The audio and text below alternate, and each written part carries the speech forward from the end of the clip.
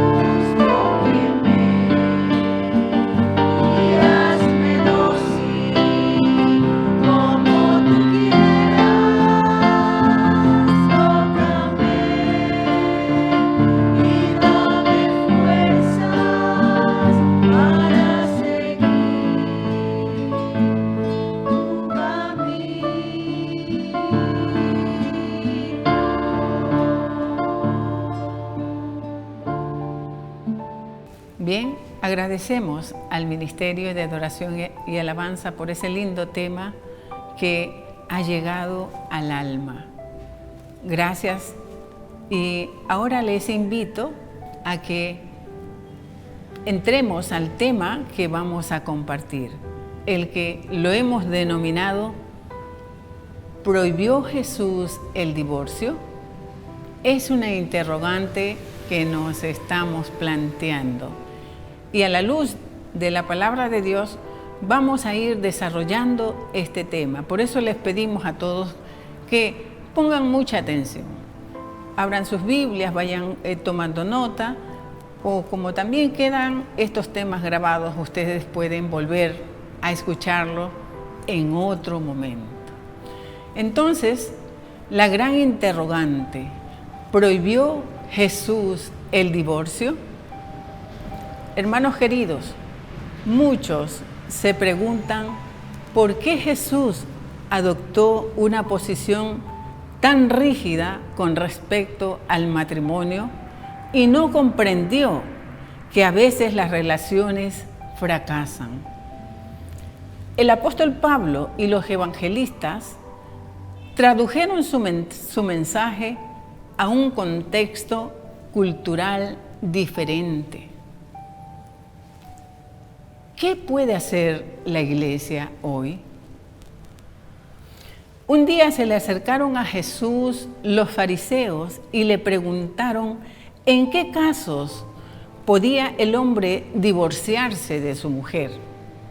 Miren ustedes, Jesús les respondió que nunca, porque el hombre no puede separar lo que Dios ha unido. Los discípulos reaccionaron molestos y replicaron que si esa era la situación del casado respecto de su mujer, mejor era no casarse. Pero Jesús añadió que aunque ellos no lo entendieran, esa era una exigencia fundamental para entrar al reino de Dios. Hermanos queridos, esa era una exigencia fundamental para entrar al reino de Dios. Ustedes pueden revisar esta partecita que les estoy diciendo en el Evangelio según San Mateo, capítulo 19, versos del 1 al 12. Después de 2000 años, esta frase de Jesús sigue siendo la base en la que se asienta la doctrina matrimonial de muchas iglesias cristianas, que prohíben a sus miembros divorciarse y volverse a casar, bajo la pena de negarles la comunión. Pero, ¿por qué Jesús asumió una postura tan rígida frente al matrimonio? ¿Acaso el maestro bueno y comprensivo no se dio cuenta de que a veces las relaciones de las parejas fracasan y que muchos tienen necesidad de rehacer sus vidas y volver a amar? ¿O es este el único tropiezo del que un cristiano no puede levantarse y recomenzar? Para descifrar el enigma, debemos examinar cómo se practicaba el divorcio en los tiempos de Jesús. Hermanos, ahora entremos al desarrollo del tema. Lo primero que debemos preguntarnos es si las palabras de Jesús constituían una verdadera ley, es decir, una norma obligatoria para todos los hombres, o era solo una invitación, una sugerencia ideal para quienes pudieran y quisieran cumplirla. Algunos biblistas, impresionados por la dureza de estas palabras, creen que se trataba solo de un consejo, no de un precepto obligatorio que todos debían conservar. Pero el Nuevo Testamento da a entender otra cosa, ya que San Pablo, cuando habla de la prohibición del divorcio, claramente dice que es una orden del Señor. Vamos a leer textualmente lo que dice Primera de Corintios capítulo 7, versos 10 y 11. Les pedimos que pongan atención. Dice así el Señor: a los casados no les ordeno yo, sino el Señor, que la esposa no se separe de su marido.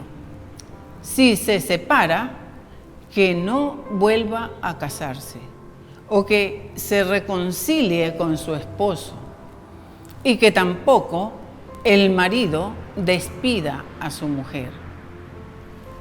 Hasta aquí, el apóstol Pablo repite lo que dijo Jesús, pero a continuación agrega en el verso 15: si el cónyuge es no creyente y quiere separarse, entonces que se separe. En ese caso, el cónyuge creyente no está ligado, porque el Señor los llamó para vivir en paz. Vemos que aquí Pablo permite una excepción, porque él constataba en sus comunidades como un pagano se convertía al cristianismo. No siempre era acompañado por su cónyuge, lo cual generaba tensiones, generaba roces. Al ver esto, permitió la separación en sus comunidades, alegando una razón importante. Y esa razón era que pudieran vivir en paz. O sea que Pablo, apenas 20 años después de la muerte de Jesús, ya adaptó la enseñanza original a la situación misional que le tocaba vivir en esos momentos. Décadas más tarde, San Mateo presenta una segunda versión de la norma. Según él, Jesús habría dicho a los fariseos, esto lo pueden revisar en el Evangelio según San Mateo, capítulo 19, versos 8 y 9. Textualmente dice así la palabra: Moisés les permitió divorciarse de sus mujeres, pero yo les digo que el que se divorcia de su mujer, excepto en caso de inmoralidad sexual, y se casa con otra, comete adulterio. Para Mateo, Jesús permite una segunda excepción en caso de inmoralidad sexual. Cuando esto ocurre, el hombre puede divorciarse y volver a casarse según la versión de San Mateo. En realidad, no fue Jesús quien introdujo esa excepción, sino el mismo Mateo. Preguntémonos, ¿por qué? Hermanos, porque la inmoralidad sexual en la comunidad donde él vivía era un tema muy grave, un tema que generaba serias dificultades en la convivencia matrimonial. Por lo tanto, para evitar males mayores y salvaguardar la paz de las conciencias, Mateo autorizó en esas circunstancias la disolución del vínculo. Ahora, preguntémonos, ¿a qué inmoralidad sexual se refería? Es difícil saberlo. La palabra griega que emplea, porneia, es un término genérico que puede designar distintos desórdenes. Por ejemplo, adulterio, incesto, prostitución, homosexualismo, etc.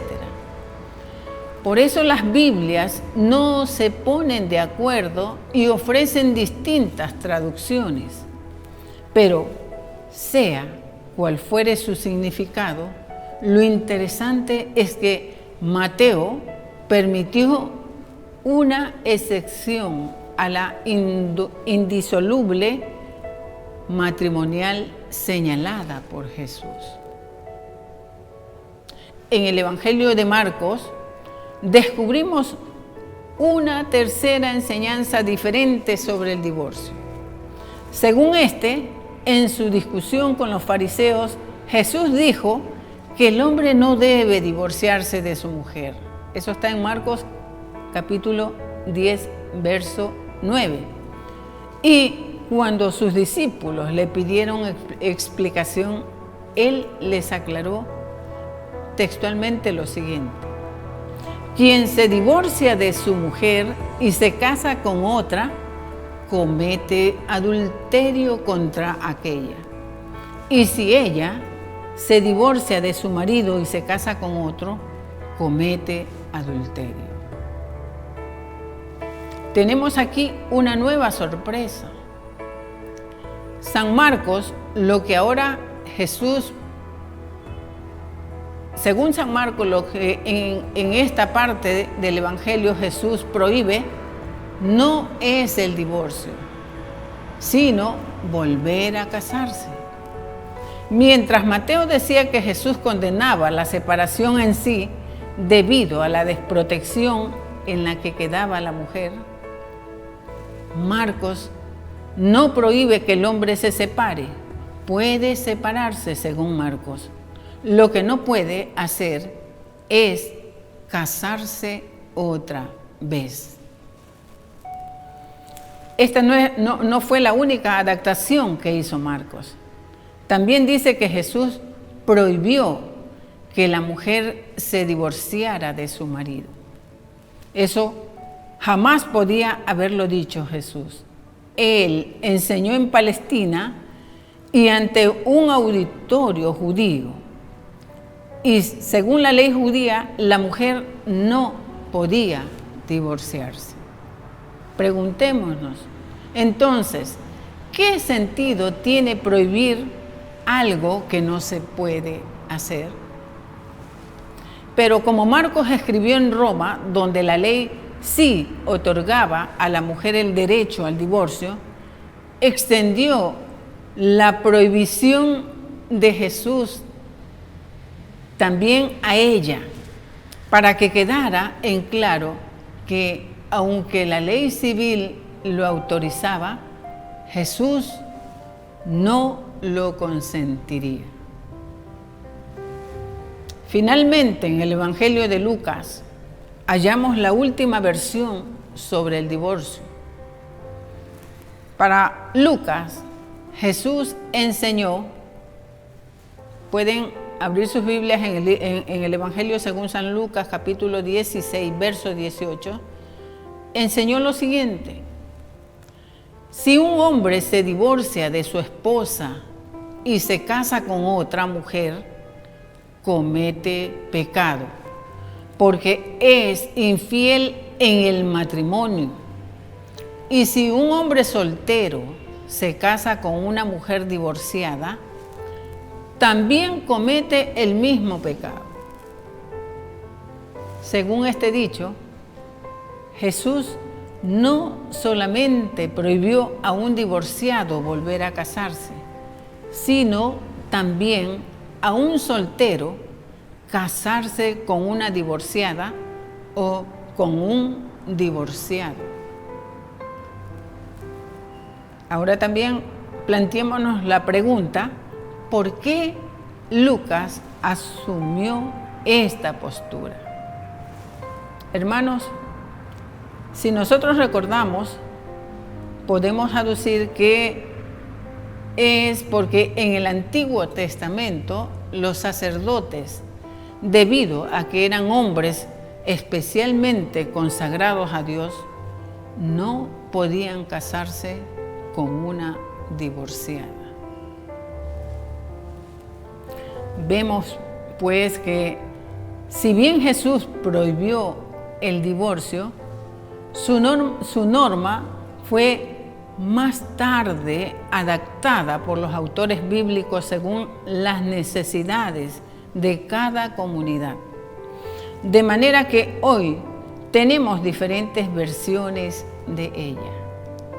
En primer lugar, vamos a resumir, según Pablo, Jesús permitió el divorcio si un cónyuge se convertía al cristianismo y el otro no. En segundo lugar, según Mateo, Jesús permitió el divorcio en caso de inmoralidad sexual. En tercer caso, según Marcos, lo que prohibió fue que un divorciado se volviera a casar. Y por último, según San Lucas, prohibió incluso que un soltero se casara con una divorciada o con un divorciado. Vamos a preguntarnos ahora, ¿qué tiene de bueno el divorcio?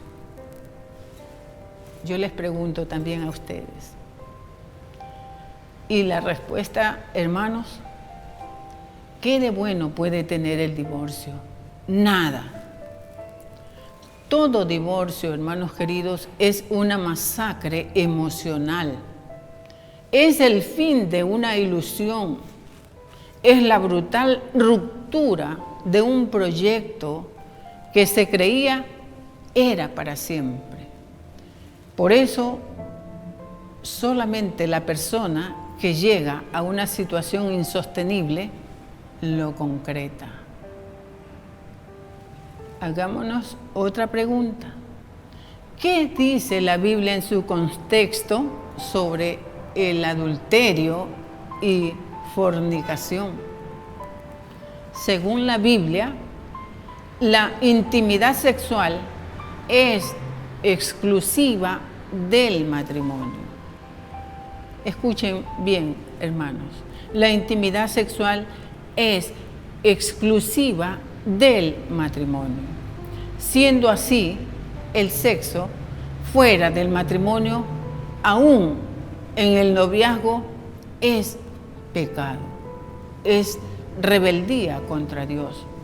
Y la Biblia lo llama impureza. Ustedes pueden revisar lo que dice Gálatas, capítulo 5, verso 19.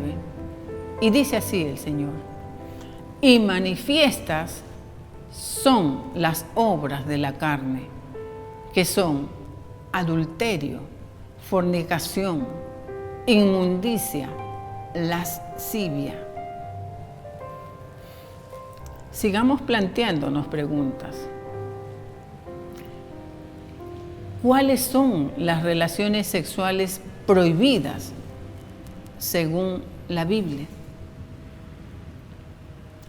Hermanos, esas relaciones prohibidas según la Biblia se llama adulterio y fornicación. Y se trata fundamentalmente de dos tipos de relaciones que obviamente se practican fuera del matrimonio. Mientras que lo segundo es tener sexo cuando la pareja aún no se ha unido en matrimonio. Y otra pregunta: ¿qué dice la Iglesia sobre el adulterio? En primer lugar, se trata de un pecado contra un sacramento, y ese sacramento es el sacramento del matrimonio, que es cosa santa, instituida por Dios, por lo que, atentando contra él, se comete gran injuria contra el Creador. En segundo lugar, el adulterio es equiparable a hurto. ¿Por qué es equiparable a hurto? Por cuanto se roba a la mujer o al marido de sus legítimos esposos. Y por último, planteémonos esta pregunta: ¿qué quiere decir el que fornica contra su propio cuerpo peca? ¿Qué quiere decir esto? Hermanos, este término abarca cualquier tipo de relación sexual que un individuo no casado pueda tener con una persona que no sea su cónyuge.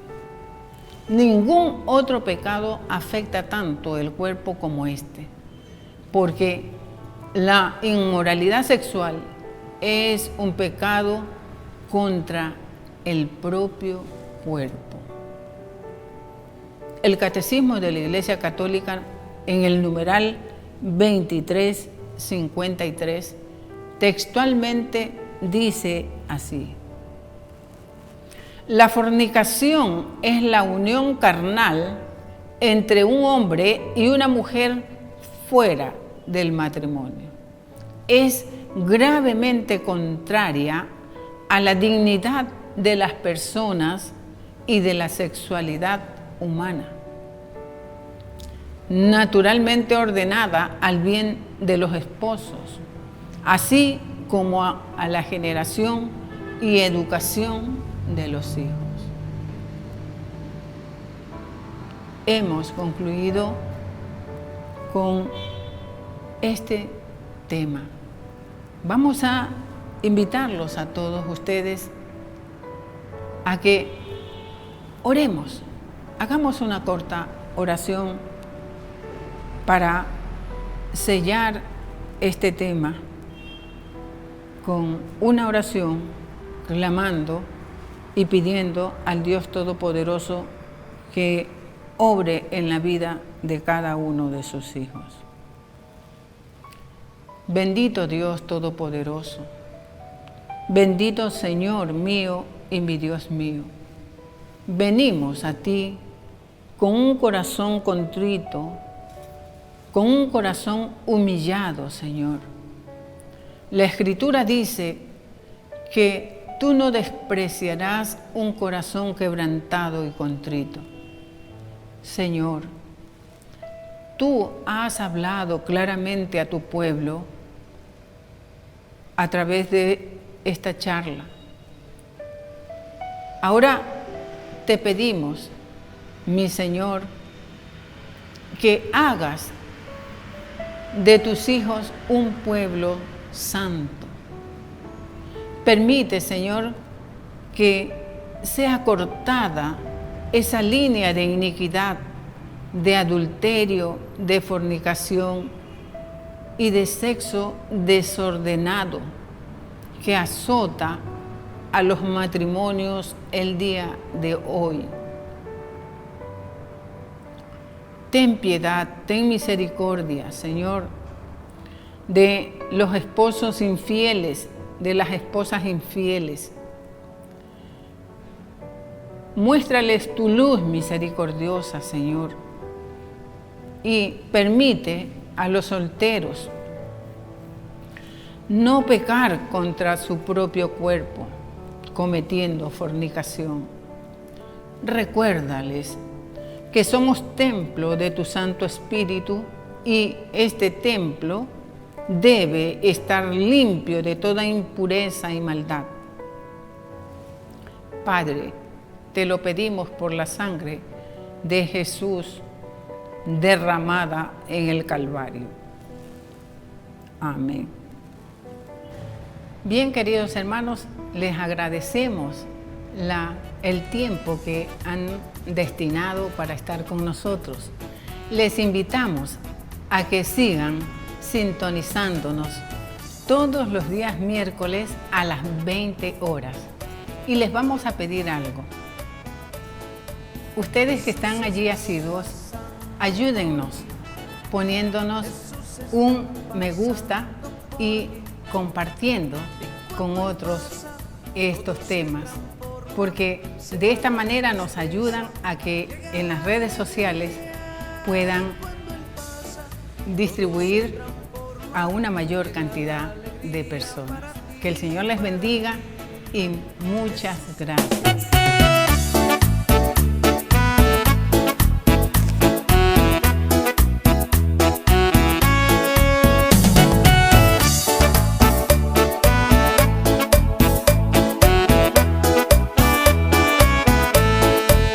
Jesús está pasando por aquí. Jesús está pasando por aquí. Y cuando Él pasa, todo se transforma.